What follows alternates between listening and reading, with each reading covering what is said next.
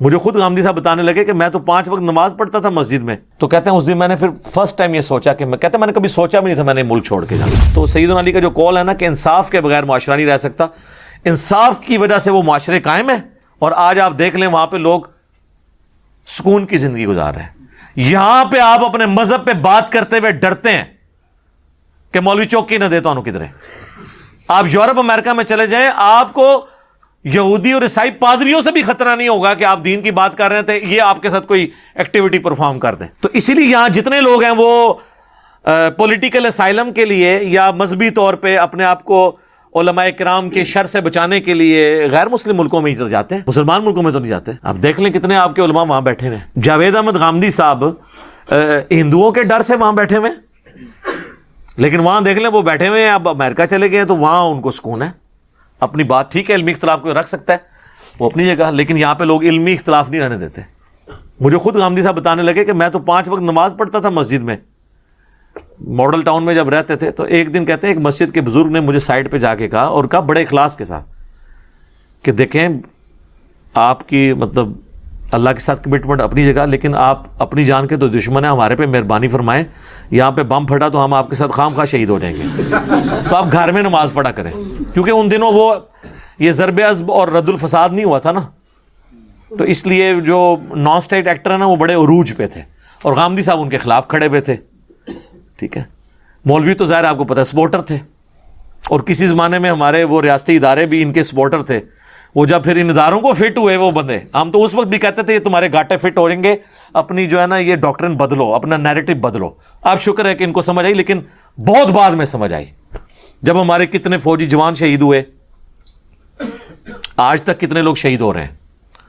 اب جا کے یہ سکون ہوا ہے کافی حد تک۔ تو وہ غامدی صاحب کہتے ہیں مجھے وہ کہنے لگے بڑے اخلاص کے ساتھ کہ بھی آپ گھر ہی نماز پڑھا کریں،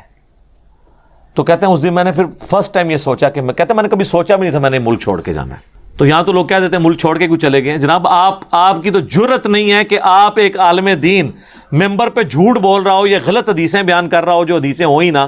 اور جھوٹے واقعات بیان کر رہا ہو، آپ جمعے کے خطبے کے بعد اس سے سوال بھی نہیں پوچھ سکتے۔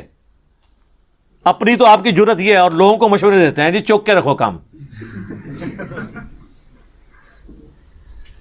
وہ مولوی جو آپ کو حضرت عمر رضی اللہ تعالیٰ عنہ کا یہ واقعہ سناتا ہے نا کہ انہوں نے کرتا سلوا لیا تھا، تو ان کے سلمان فارسی کھڑے ہوئے اور کہا کہ ہم تیرا خطبہ نہیں سنیں گے جب تک یہ پتہ نہ چلے تو نے کپڑے کیسے سلوائے ہیں، کیونکہ مال غنیمت سے ہر شخص کو ایک چادر ملی تھی،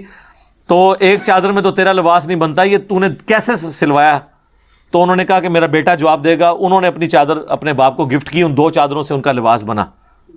تو انہوں نے کہا ہاں اب تم بیان کرو، ہم سنیں گے بھی، تم حکم دو، ہم اطاعت بھی قبول کریں گے۔ یہ واقعہ جو مولوی بیان کر رہا ہوتا ہے نا، ممبر سے اترنے نہیں آپ نے اس کو دینا، کیونکہ حضرت عمر کو بھی ممبر پہ ہی پوچھا تھا۔ وہیں آپ کھڑے ہو کے پوچھیں کہ حضرت صاحب آپ 4 سال پہلے ایک سائیکل پہ آئے تھے، آج آپ نے ڈرائیور بھی اور ہونڈا سیوک رکھی ہوئی ہے، یہ کہاں سے آئی ہے؟ آپ کی تنخواہ تو 25,000 ہے، 25,000 کا تو پیٹرول نہیں اس میں پورا ہوتا،